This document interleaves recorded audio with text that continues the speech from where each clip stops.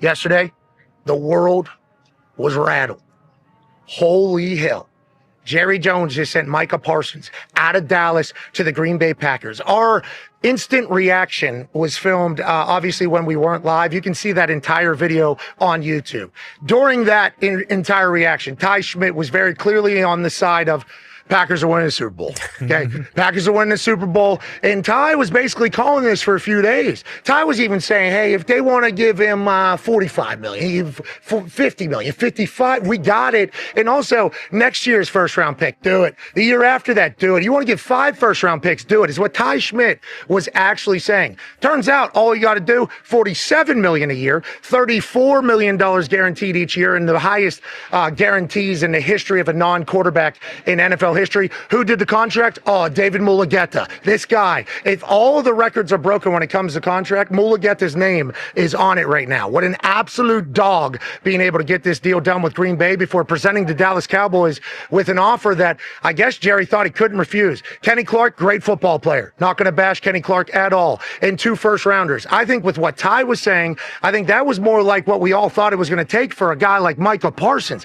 a game breaker, a game ender, a guy who Green Bay thinks is one player away, maybe that player away from winning a Super Bowl. And the odds, the sports books, 400-point turn for the Green Bay Packers. First you're plus 2,000, now you're plus 1,600 or whatever. That's big time swing in the sports books from the addition of one player. And all it counts, 600-point swing. All it takes is 2 first rounders and Kenny Clark is what people are saying. Now, if this works out for the Green Bay Packers, obviously everybody's going to mock and ridicule Jerry for losing his fastball. Even though the documentary about him, pretty nice. Pretty nice. Pretty good. Guy's a dog. Oh, yeah.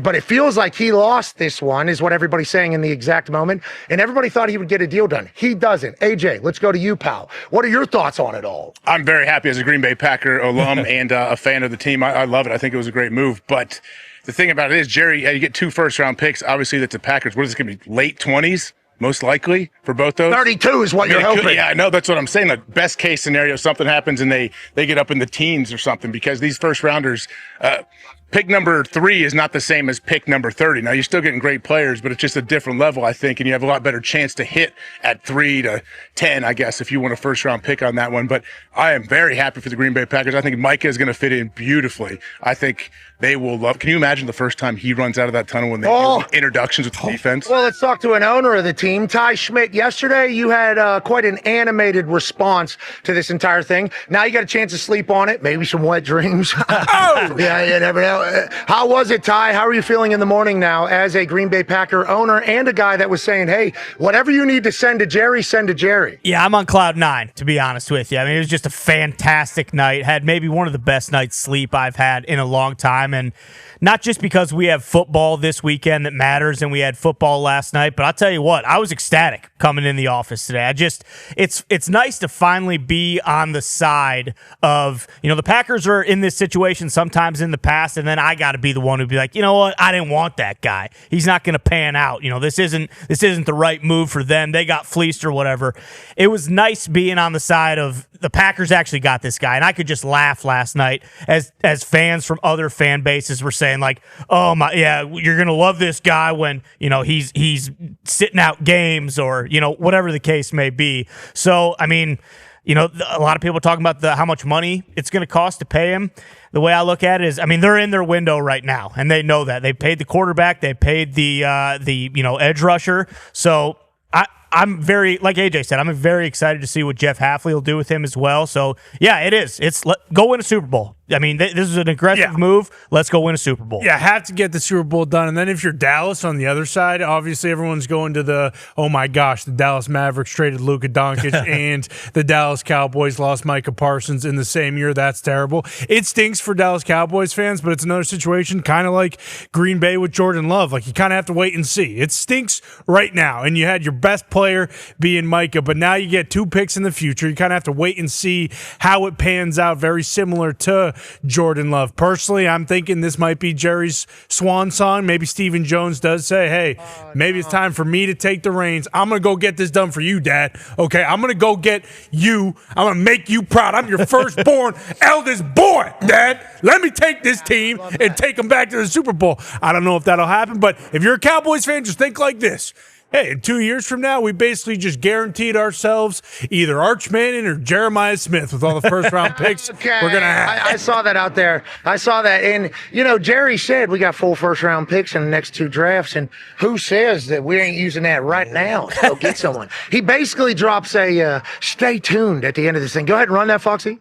The other thing that I want to say is we not only gives us 4 first-round picks over the next 2 years, we not only do that, nothing says we can't use some of those picks right now to go get somebody right now.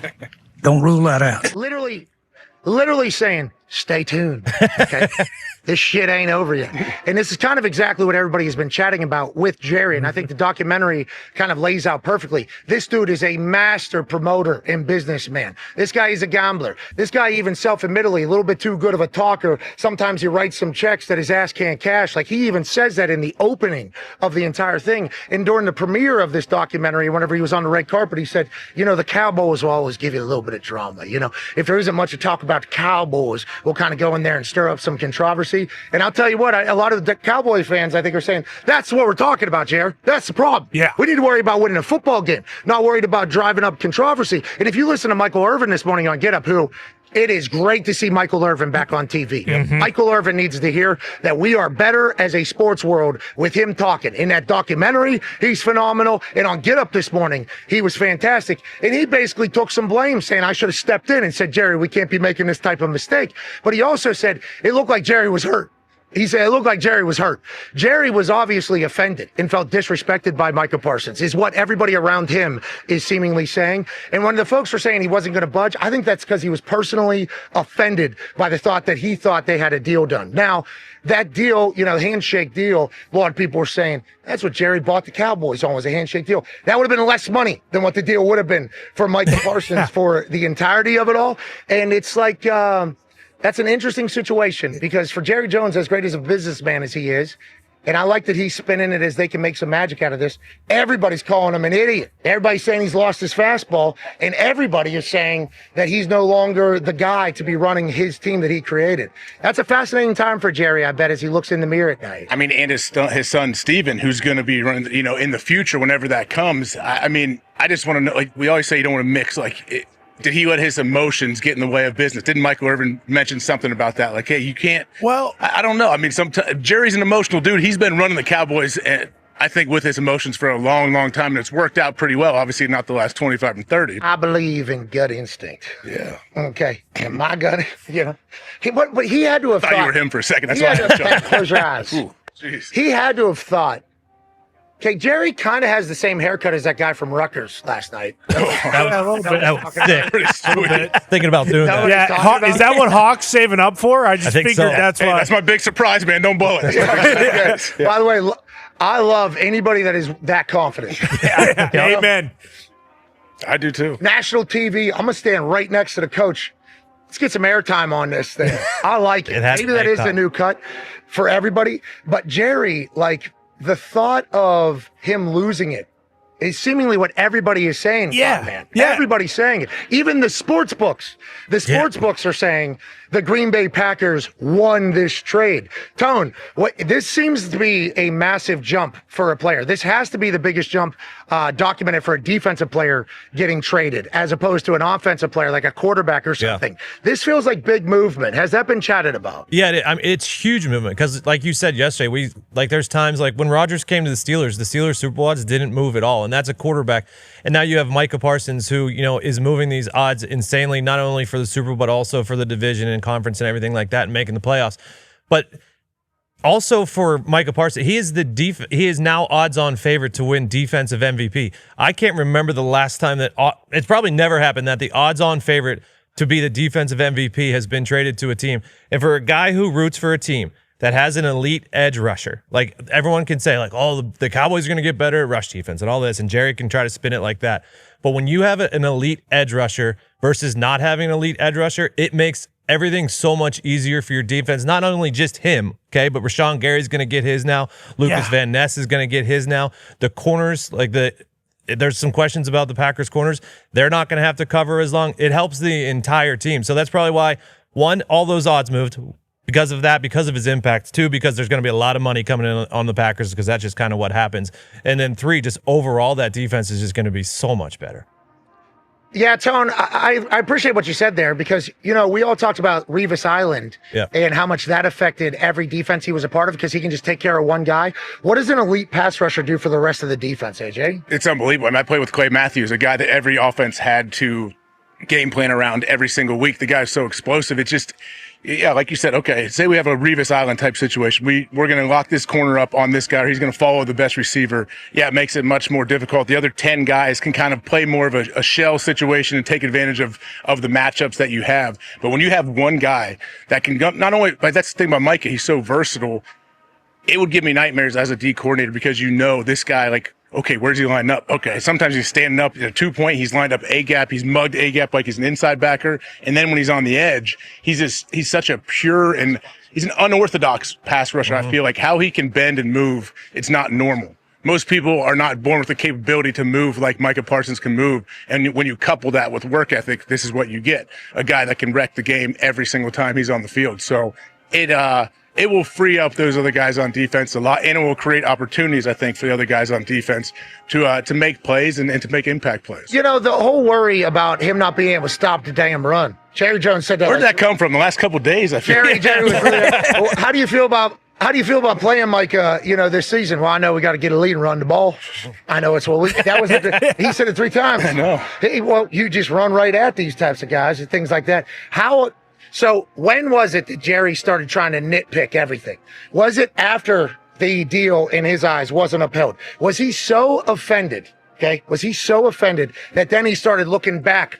Yeah, this guy doesn't stop to run, actually. Does he start Googling what people say bad things about Michael? Like, what are the bad, I do believe these things. Like, when did that all start happening? Because he was like the face of the Cowboys for a little bit. And then it was, hey, I love Micah, talking to his mom. And then when did it all become like, guy can't stop the damn run? Guy's not. We're going to run right at him. That's why we can't win the game like that. Our team got better because of this. Like, that is not how Jerry operates with his stars ever, it feels like. It's not.